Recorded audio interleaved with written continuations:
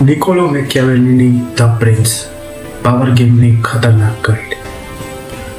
તમને બાળપણથી શીખવાયું હશે, સારા બનો, ઈમાનદાર બનો, મહેનત કરો. પરંતુ શું દુનિયા હંમેશા સારા લોકોને જીતાડે છે? ઓફિસમાં પ્રમોશન કોને મળે છે? બિઝનેસમાં કોની વાત સૌથી વધારે મનાય છે? અને સમાજમાં કોના શબ્દોનું વજન હોય છે? સત્ય થોડું કડવું છે. દુનિયા માત્ર તમારી સજ્જનતાને રિવોર્ડ નથી આપતી, દુનિયા તમારી સ્ટ્રેટેજીને રિવોર્ડ આપે છે. આજથી લગભગ 500 વર્ષ પહેલાં એક માણસે આ ગેમના નિયમોને દુનિયાને સમજાવ્યા હતા. તે માણસ હતો નિકોલો મેકિયાવેલી, અને તેની સૌથી વિવાદાસ્પદ કિતાબ હતી ધ પ્રિન્સ. આ કિતાબ રાજાઓ, નેતાઓ અને શક્તિશાળી લોકો માટે માત્ર એક પુસ્તક નહોતું, આ હતી પાવર ટકાવી રાખવાની મેન્યુઅલ. મેકિયાવેલી કહે છે કે તમારે ખરાબ બનવાની જરૂર નથી, પણ જો તમારે સફળ થવું હોય તો તમારે દુનિયાની ગેમ સમજવી પડશે.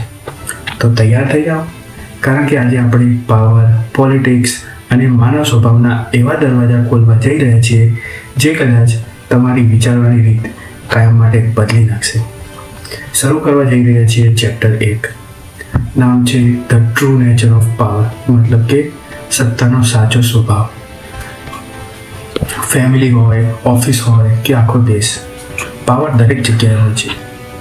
મેકિયાવેલી સત્તાને 2 ભાગમાં વહેંચે છે. એક ભાગ વારસામાં મળેલી સત્તા, જેમ કે ઇનહેરિટેડ પાવર, જે તમને પિતા, પરિવાર અથવા પહેલાંની બનેલી સિસ્ટમમાંથી મળે છે.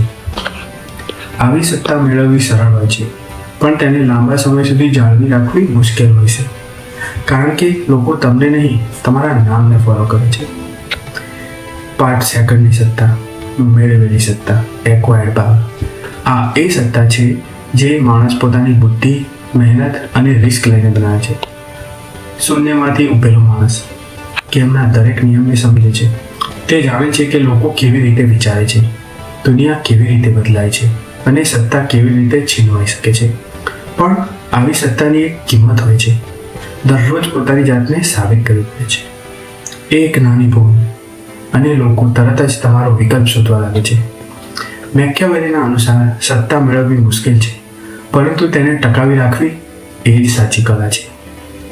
હવે વાત કરીશું ચેપ્ટર 2, પ્રેમ કે ડર, લવ વર્સિસ ફિયર. હવે આવે છે ધ પ્રિન્સનો સૌથી વિવાદાસ્પદ સવાલ. શું લોકો તમને પ્રેમ કરે એ વધારે સારું છે કે લોકો તમારાથી ડરે એ વધારે સારું છે? મેકિયાવેલીનો જવાબ સીધો અને કઠોર છે. જો બંનેમાંથી એક જ પસંદ કરવું હોય તો ડર વધારે વિશ્વસનીય છે. ચોંકી રહ્યા? પણ અહીં મેકિયાવેલી અત્યાચારી બનવાની સલાહ નથી આપતા.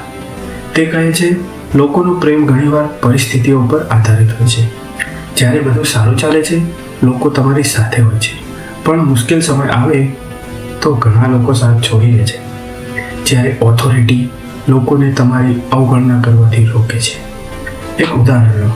એક એવો બોસ જે ખૂબ ફ્રેન્ડલી છે. ઘણીવાર તેની ટીમ તેને ગંભીરતાથી લેતી નથી, ડેડલાઇન તૂટે છે, કામમાં ઢીલાસ આવે છે.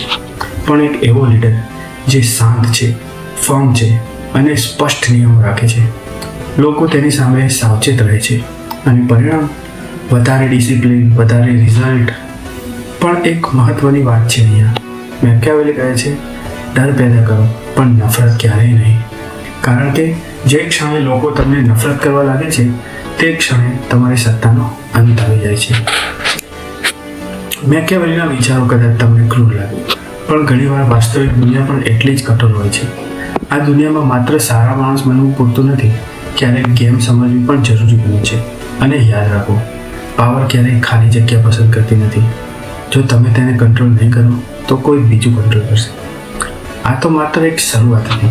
જો તમે જાણવા માંગતા હો કે દુશ્મનોને કેવી રીતે હેન્ડલ કરવા, લોકોની માનસિકતા કેવી રીતે વાંચવી અને પોતાની ઇમેજને પાવરફુલ કેવી રીતે બનાવવી, તો કોમેન્ટમાં લખો પાર્ટ 2. અને આવી જ પાવરફુલ સમરી માટે ચેનલને સબસ્ક્રાઇબ કરવાનું ભૂલતા નહીં. નસીબ હંમેશા બહાદુરોનો સાથ આપે છે. આભાર.